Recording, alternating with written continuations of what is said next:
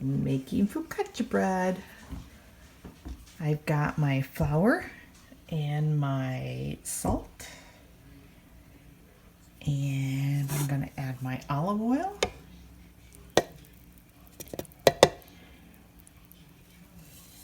And then I'm going to add my yeast. That yeast has set for about 15 minutes. And the idea is that it is nice and bubbly and activated. And that, I believe, is exactly what we are looking for. So we'll dump that in too. And then we're going to let it knead.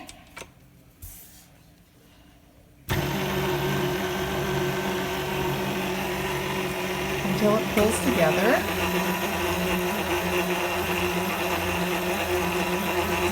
Once it comes together, we're going to keep kneading it for another 5 to 6 minutes. So you can see it's starting to come together. I'm going to add just a little bit of flour. And the idea behind the kneading process in the machine is that you're keeping it all together, bunched together. I also locked my KitchenAid so it doesn't keep flipping. You can see it's pulling all that stuff off that was on the bottom.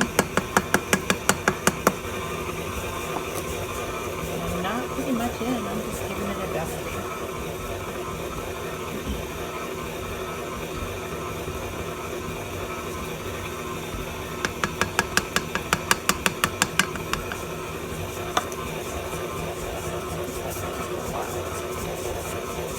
We'll pull back together.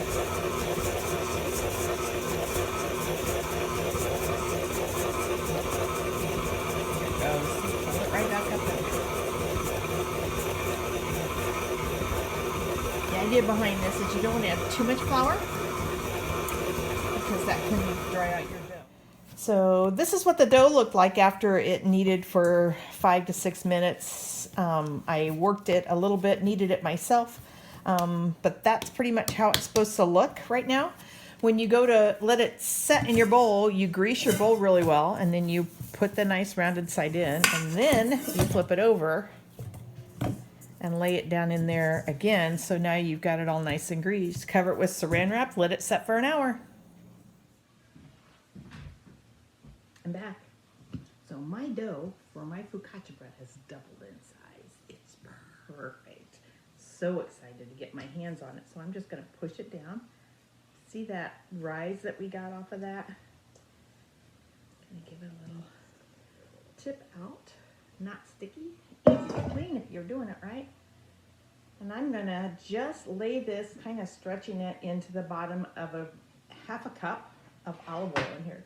There is a half a cup of olive oil in here in the dough, and there's a half a cup of olive oil in my bread as well. Bread and in the pan.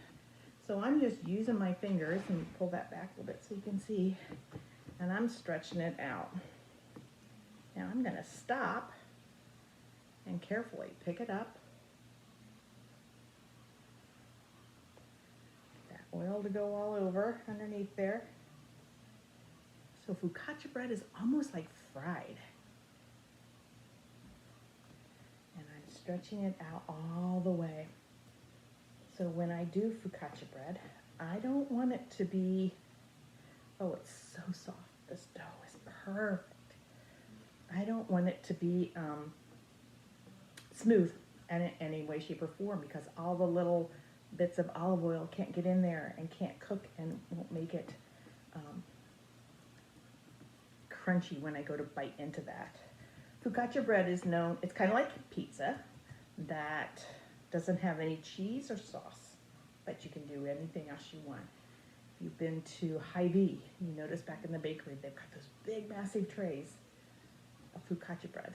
You can use your focaccia bread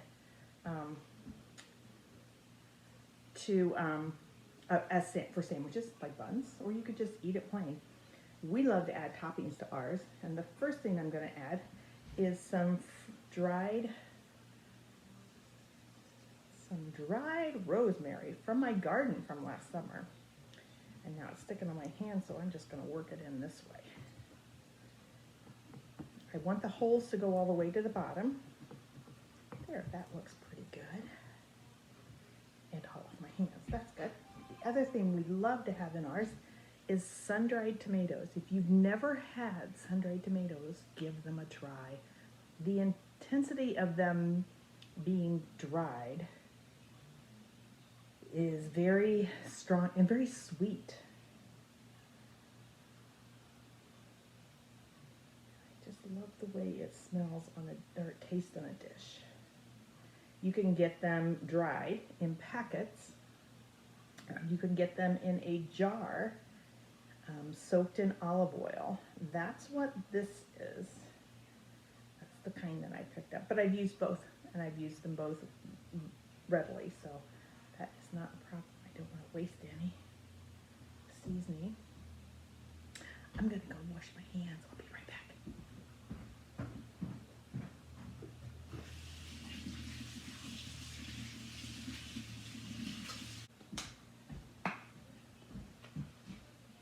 I'm back. Oh, I'm back. Hi, I'm back. I'm going to shake a little bit of Parmesan, or oregano. Said there was no Parmesan. And then I'm going to put some coarse ground salt in it. Remember that the higher you go with your salt, the more evenly distributed it is. I'm going to let this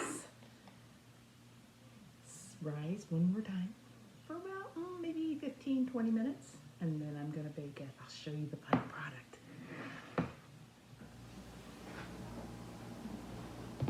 Well, it's a little bit later in the night, but the focaccia bread came out beautiful. You can see all of the hardness.